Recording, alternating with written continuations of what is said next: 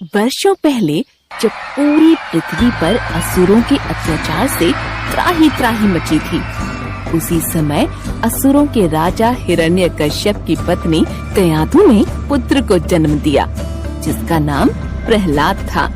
प्रहलाद भगवान विष्णु का बहुत बड़ा भक्त था, मगर उसका पिता हिरण्यकश्यप बहुत घमंडी और दुराचारी था। वो खुद से बढ़कर किसी को भी नहीं मानता था।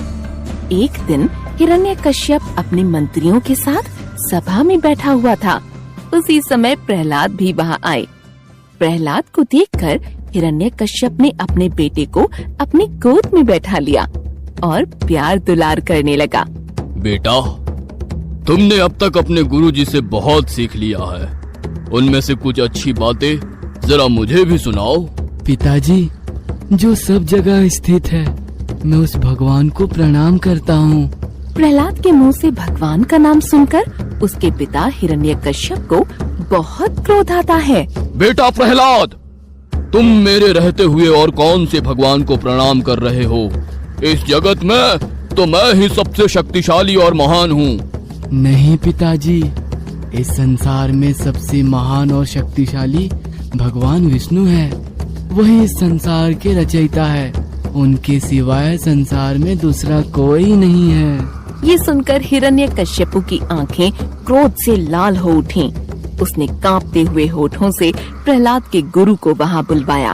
अरे गुरुजी, ये क्या? आपने मेरे पुत्र को मेरे ही शत्रु की पूजा अर्चना करने की शिक्षा कैसे दे दी? दैत्यराज, आप गुस्सा मत होइए, क्योंकि आपका पुत्र मेरी सिखाई हुई बातें नहीं कह रहा है। मैंने आपके बेटे को किसी भी भगवान की पूजा अर्चना करने की शिक्षा नहीं दी।